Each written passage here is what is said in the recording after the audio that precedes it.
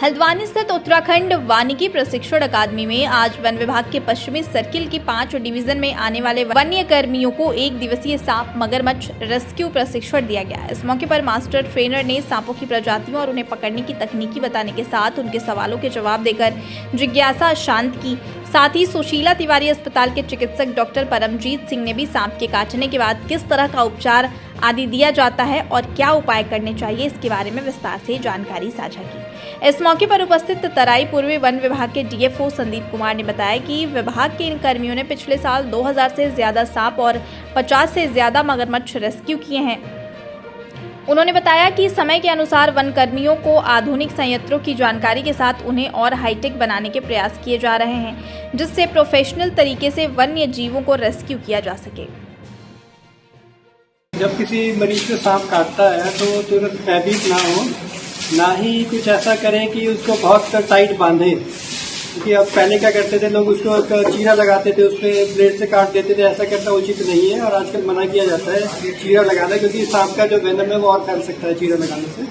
और दूसरा, बहुत टाइट ना बांधे। बहुत ज्यादा टाइट बांधने से ऐसा हो सकता है कि आपकी जो ब्लड सप्लाई है वो रुक जाए और जो है आपका हाथ या जो आपके जिस अंग में भी काटा है तो काला पड़ने लग जाए ब्लड सप्लाई कम होने की वजह से। तो उसको बेसिकली अगर किसी को सांप ने काटा है और हॉस्पिटल दूर है या प्राथमिक जो चिकित्सालय है वो दूर है तो उसको स्प्लिंटेज किया जा सकता है। कोई लकड़ी है, जैसे कि फ्रैक्चर हो जाता है तो हम उसको जो है थोड़ा स्प्लिंटेज देते हैं। तो बस वही है कि उसको मूवमेंट नहीं होना चाहिए उस पर, और पेशेंट को चल के जितना कम मूवमेंट हो पेशेंट का, और जिस जगह पे काटा है, जिस अंग पे काटा है, उसका मूवमेंट ज्यादा ना हो। स्प्लिंटेज करना है, जैसे फ्रैक्चर होने पे हम लोग खपच्ची लगा के बांध देते हैं, जो भी चीज अवेलेबल है उससे बांध सकते हैं। मूवमेंट कम से कम होना चाहिए और पेशेंट को तुरंत अस्पताल लेके जाएं। कई बार होता है कि कंफ्यूजन रहता है कि वेनेमस स्नेक है, नॉन वेनेमस स्नेक है। तो स्नेक सांप के कांटे पर अस्पताल जाएं, जो भी नियरेस्ट अस्पताल है वहाँ पे वो लोग जो है, कई बार स्नेक के सिम्टम्स तुरंत नहीं आते हैं। कई बार हो सकता है कि पेशेंट को जो इसके जो लक्षण है तुरंत ना आए, कुछ टाइम बाद लक्षण आते हैं, तो तुरंत ले जाना इम्पोर्टेंट होता है। और अस्पताल में पेशेंट को ऑब्जर्वेशन में रखा जाता है कि सिम्टम्स आने पर तुरंत उसको उपचार दिया जा सके। सुशीला तिवारी अस्पताल में इसके लिए एंटी स्नेक वेनम पर्याप्त मात्रा में उपलब्ध है। और कई मरीजों को इसमें जो न्यूरोटॉक्सिक स्नेक होते हैं उसमें मरीज को सांस लेने में तकलीफ होती है और पेशेंट को वेंटिलेटर पर रखने की भी जरूरत पड़ती है तुरंत। तो वेंटिलेटर युक्त आईसीयू अवेलेबल है, आईसीयू बेड्स अवेलेबल है और एंटी स्नेक वेनम अवेलेबल है। और ब्लड बैंक में ब्लड कंपोनेंट्स अवेलेबल है। जैसे कई बार ब्लीडिंग ज्यादा होने लगती है, पेशेंट का थक्का नहीं जमता है, ब्लीडिंग होने लगती है, तो उसके लिए plasma, fresh frozen plasma available होता है। तो अस्पताल में जाना बहुत इंपॉर्टेंट है।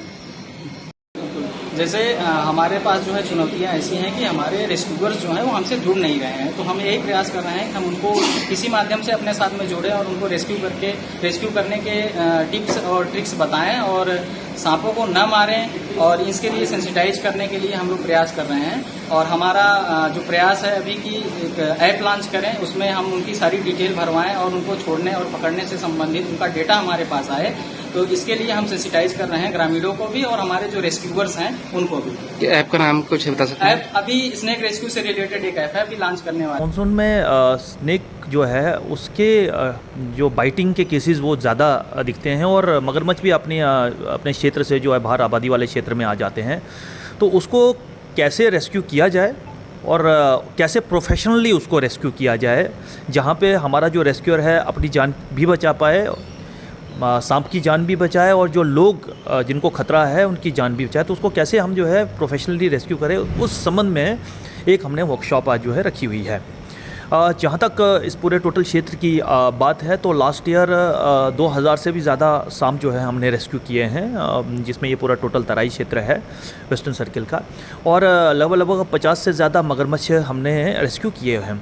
तो पिछले कुछ वर्षों में देखा गया है कि इस एरिया में स्नेक रेस्क्यू और क्रोकोडाइल जो कॉन्फ्लिक्ट है, स्नेक कॉन्फ्लिक्ट और क्रोकोडाइल कॉन्फ्लिक्ट जो है, ये एक नई चैलेंज के रूप में जो उभर कर आ रहा है और इससे काफ़ी डेथ्स भी हो रही हैं। पिछले साल अगर मैं तराई पूर्वी की ही बात करूं तो 15 से भी ज़्यादा डेथ्स जो हैं वो हुई हैं इस एरिया में।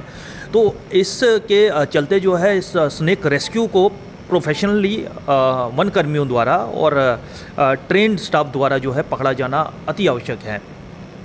अभी हमने जो है इसको और ज़्यादा प्रोफेशनल वे में जो है हैंडल करने के लिए हमने ये वर्कशॉप जो है वो रखी हुई है और इसमें कौन से इक्विपमेंट्स हैं जिसका जो है यूज़ किया जाए, हमारी जो स्पेशलाइज्ड किट्स हैं उनके बारे में हर एक वेस्टर्न सर्किल के जो हमारी डिवीजन्स हैं, जो हमारी 5 डिवीजन्स हैं, उनके रेस्क्यूअर्स को बुला रखा है और उनको ये किट कैसे हैंडल करना है, स्नेक को पकड़ने के लिए कौन कौन से हमारे जो औजार हैं, जो इक्विपमेंट्स हैं, उनको हैंडल कैसे किया जाता है, किस तरह से स्नेक पकड़ना है, किस में रखना है और कितने जल्दी उसको छोड़ना है, इससे संबंधित जो है हम एक प्रोफेशनल ट्रेनिंग यहाँ पे जो है वो दे रहे हैं।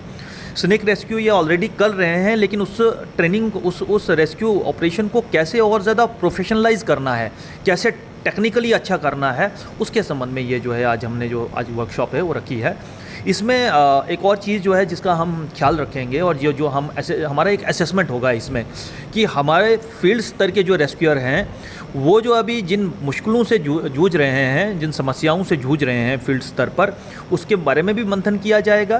क्या इक्विपमेंट्स उनको दिए जाएं, क्या चीज़ें उनको दी जाएं और हमारी जो सूचनाओं का आदान प्रदान है वो प्रोफेशनली और टेक्निकली कैसे हम जो है उसको रखें और मतलब और ज़्यादा उसको कैसे फाइन ट्यून करें। तो इस संबंध में भी हमारा एक मंथन किया जाएगा और उससे जो निकल के जो चीज़ें सामने आएंगी उस पर डेफिनेटली प्रभाग स्तर पे और विभाग स्तर पे जो है उन चीज़ों को पूरा करने की जो है पूरी कोशिश की जाएगी।